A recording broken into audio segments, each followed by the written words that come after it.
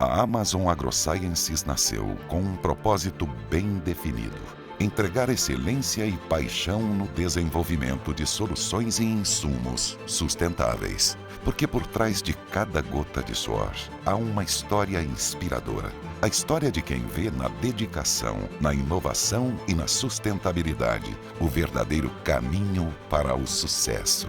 Amazon AgroSciences. Soluções de respeito para o campo.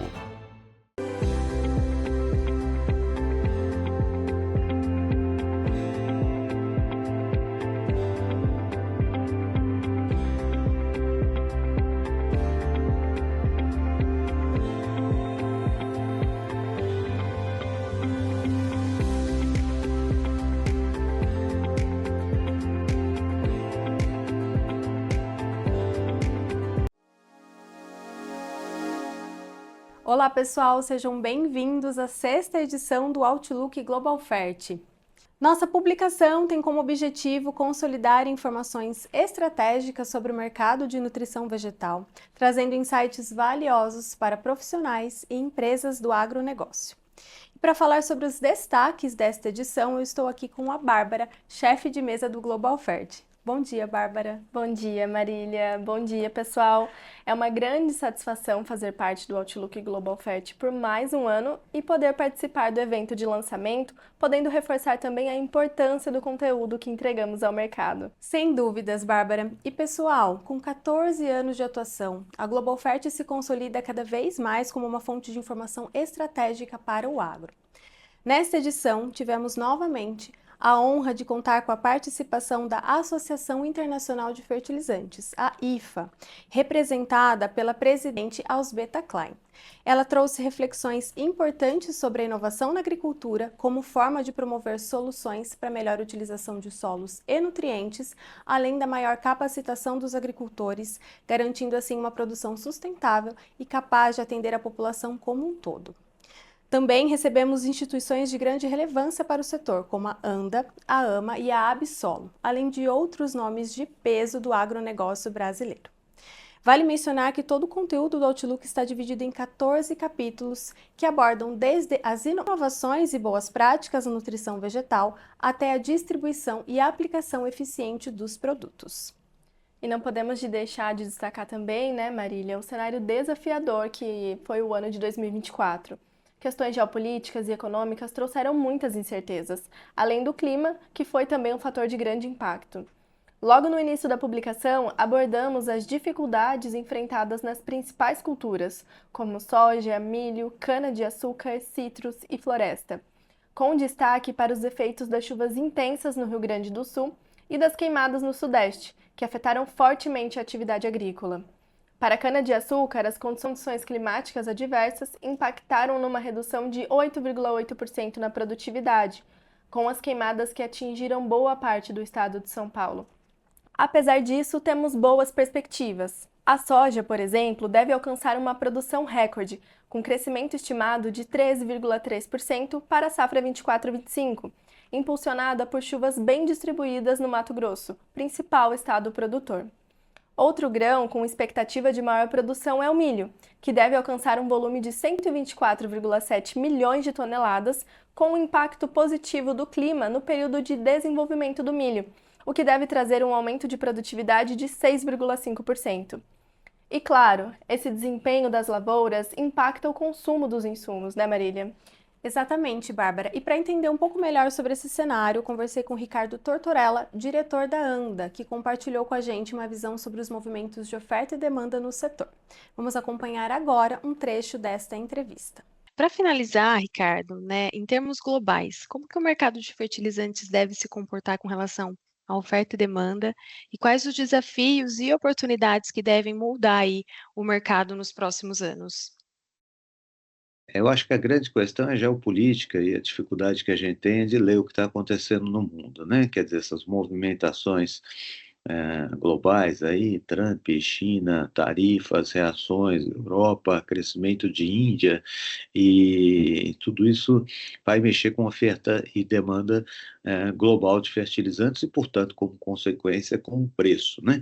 E quando a gente entra em cada produto hoje, por exemplo, o potássio, de certa forma, é um elemento importante e está estabilizado, mas quando a gente olha fosfatados, por exemplo, a gente tem uma preocupação, o preço tem sido crescente, aquele produtor que fechou preço, por exemplo, conosco e comprou fertilizantes em outubro, novembro, dezembro passado, teve uma vantagem de quem está comprando agora e os preços subiram e a gente não tem gestão sobre essa coisa de oferta e demanda globalizada. Isso tudo depende muito do que está acontecendo no globo. Por exemplo, a produção da China. A China não está colocando isso, seu sulfatado não está exportando isso, não coloca no mercado, porque boa parte do fosfatado dela, além da indústria de fertilizante, ela usa esses fosfatados também na indústria para fazer bateria de automóveis.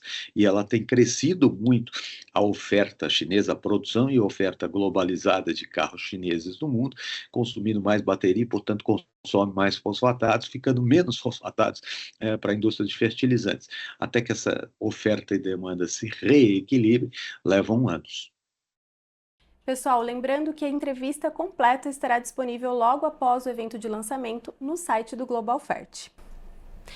E ainda falando sobre o conteúdo da nossa publicação, a segunda parte do Outlook GlobalFert aborda os insumos de nutrição vegetal.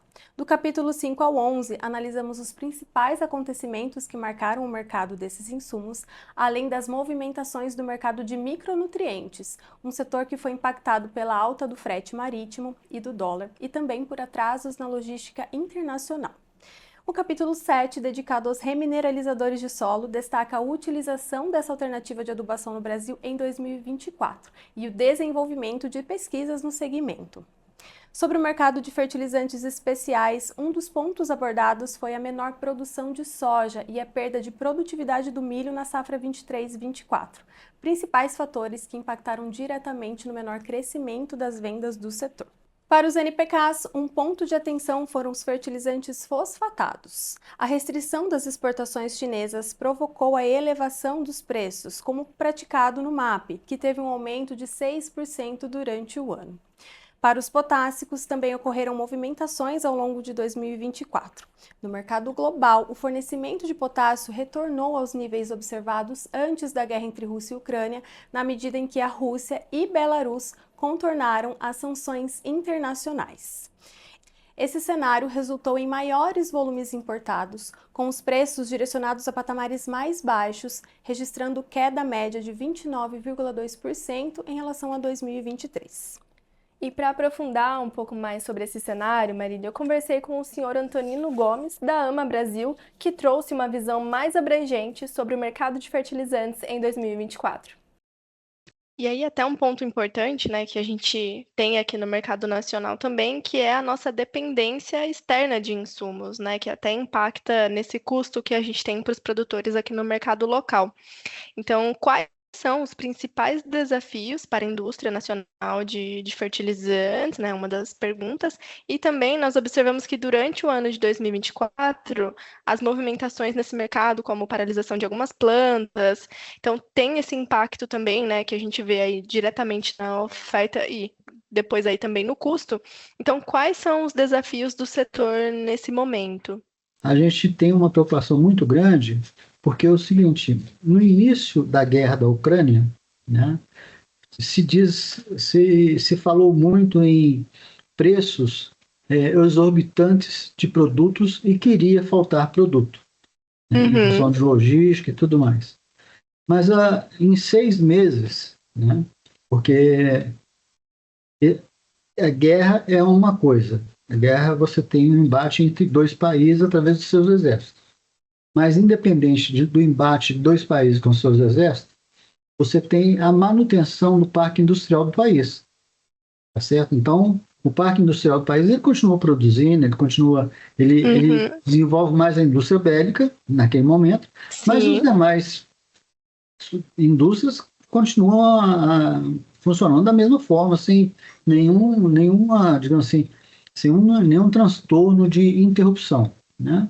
Então, no início, aí teve o problema da Rússia. A Rússia como vai vender cloreto para o Brasil? Como vai vender fosfato? Como vai vender ureia para o Brasil? Simplesmente, não posso negociar em dólar? Tudo bem, então a China me ajuda a negociar, né? Uhum. Então, foi procurando alternativas, tá certo? Que conseguiu suprir a logística, certo?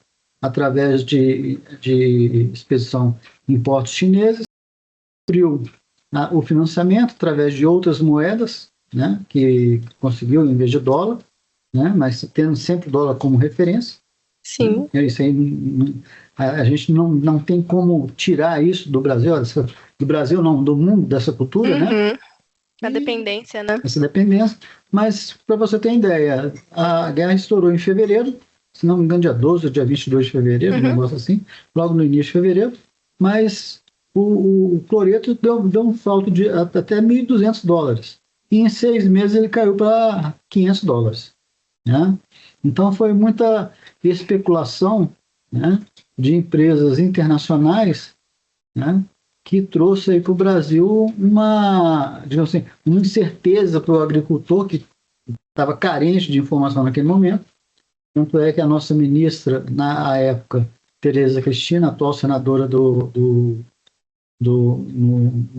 Senado Nacional, Tereza Cristina, ministra da Agricultura do governo Bolsonaro, ela ficava procurando informação e não tinha informação para dar, né?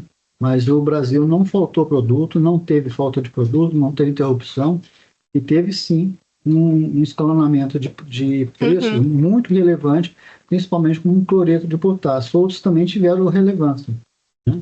Mas isso veio voltando à normalidade, né? Passado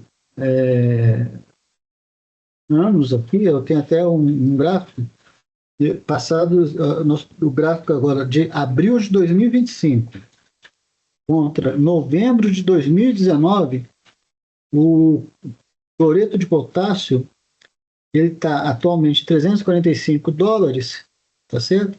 Sendo que em abril de 2019 ele estava 285, ou seja, em 6 anos ele teve 21% de aumento.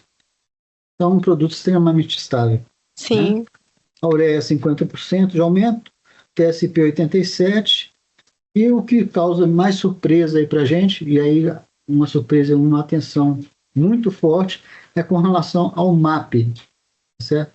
O MAP é um produto que ele não voltou às suas origens de preço. Ele está mantendo alto e, se não me engano, semana passada teve um aumento mais de $15. Certamente, 2024 apresentou diversos desafios para o produtor, principalmente devido às condições climáticas que afetaram o país, conforme vimos na primeira parte.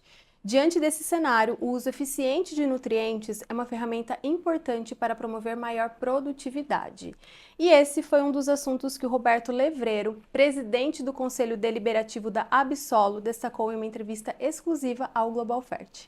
Falando um pouquinho sobre mercado agora, né, o segmento de fertilizante especial em 2024 continuou em crescimento. Só que teve algumas incertezas aí que tomaram conta do cenário. E eu gostaria que você falasse um pouco para a gente como se comportou aí esse mercado ao longo do ano de 2024. Muito desafiador, né? A gente uma fala nunca tem um ano igual, nunca vai existir um ano agrícola igual ao outro. A gente, além dos fatores climáticos, que a gente não tem o menor controle, né, sobre eles, e cada ano é um período diferente, a gente também tem várias influências aí, tanto de geopolíticas como políticas também, nesse sentido. E isso impacta em alguns pontos. O fator climático, ele limita o produtor, de acordo com a cultura que ele exerce, o time de start dele, né? A quantidade de aplicação, época de plantio. Então, isso, obviamente, é um fator que ele vai plantar mais ou menos, impacta na tomada de decisão dele fazer. Ele vai fazer ou não, mas fazer ele normalmente faz, pode reduzir a quantidade ou mudar. Não vou plantar milho, vou plantar sorgo porque a janela ficou curta, vai ter menos chuva, enfim. Então, a gente sofreu muito em 24 com isso, teve alguns problemas com relação à produtividade, mas também tem um outro fator, que foi o fator político e financeiro, que impactou na questão das empresas ou das commodities, nas tomadas de decisão de quanto eu vou investir, mais ou menos em tecnologia, né? Vou tentar investir numa safra pesada, uma safra mais leve. Isso, em 24, foi um ano que veio se arrastando até tanto o clima e as demais dúvidas se acalmarem um pouquinho, e no final do segundo semestre, obviamente, aí deslanchou, porque aí não tem muito mais espaço, e aí as vendas começaram a se retomar. O desafio para a indústria é como atender essa demanda num curto espaço de tempo, que é a questão logística. O setor que a Absolo representa, graças a Deus, nos últimos anos, eles vêm administrando muito bem. Mesmo naquela época a gente teve aquele pico dos insumos, tal, nós não sofremos tanto com isso, porque a indústria trabalha um estoque, com uma certa reposição. A gente tem investido muito nos parques fabrios, nas questões estratégicas de mercado, qual o momento que realmente está acontecendo, e muitas unidades estão sendo implantadas em regiões próximas às áreas de consumo. Então, final do ano foi o divisor de águas, né? A gente tinha um ano que sinalizava para não ser um ano muito positivo ou quase não positivo com relação ao aumento de vendas, mas nos últimos 4 meses aí foi compensado e as indústrias estavam preparadas para atender. E lembrando, pessoal, todas as entrevistas estarão disponíveis no site do Global Oferta, num conteúdo completo e exclusivo onde vocês podem assistir após o evento. E com toda essa movimentação, também vimos impactos para as empresas do setor, como cooperativas e revendas, que é o assunto da terceira parte. Nos capítulos 12 e 13, reforçamos a importância da cadeia de abastecimento, trazendo os desafios enfrentados pelo setor, como o aumento dos preços dos fertilizantes, fusões e aquisições que movimentaram as revendas brasileiras e incertezas econômicas com os conflitos e mudanças na dinâmica geopolítica. E falando sobre os fertilizantes, com certeza a tecnologia tem muito a acrescentar, né, Marília? Sim, Bárbara. Inclusive, a última parte fecha a publicação com os destaques e novas tecnologias voltadas para a aplicação dos produtos de nutrição vegetal, mostrando os benefícios de uma aplicação tecnológica e bem direcionada, que podem reduzir o custo do produtor e tornar a adubação mais eficiente. Além disso, a última parte do Outlook também traz um pouco sobre a utilização de tecnologias sustentáveis, como a adoção de energia renovável. A verdade é que não dá mais para pensar em produtividade e competitividade sem considerar o papel transformador da tecnologia na aplicação e gestão dos fertilizantes. E esse avanço tecnológico também está diretamente ligado à adoção de práticas mais sustentáveis. Exatamente, Bárbara. Iniciativas como essas mostram que inovação e sustentabilidade caminham juntas no agronegócio. E pessoal, estamos chegando ao fim da nossa transmissão, mas antes eu gostaria de agradecer todos os parceiros, patrocinadores e anunciantes que viabilizaram essa publicação, apoiando com informações valiosas para a construção desse material. Obrigada também a você que nos assistiu até o final. Sigam nossas redes sociais para terem acesso ao conteúdo atualizado sobre o mercado de fertilizantes e fiquem à vontade para nos encaminhar suas dúvidas e sugestões. A partir desse momento, a publicação está disponível em nosso site e você pode acessar através do QR Code que está aparecendo na tela. Esperamos que vocês aproveitem a leitura do Outlook Global Oferta 2025. Obrigada e até a próxima! A Amazon AgroSciences nasceu com um propósito bem definido: entregar excelência e paixão no desenvolvimento de soluções e insumos sustentáveis. Porque por trás de cada gota de suor há uma história inspiradora. A história de quem vê na dedicação, na inovação e na sustentabilidade o verdadeiro caminho para o sucesso. Amazon AgroSciences. Soluções de respeito para o campo.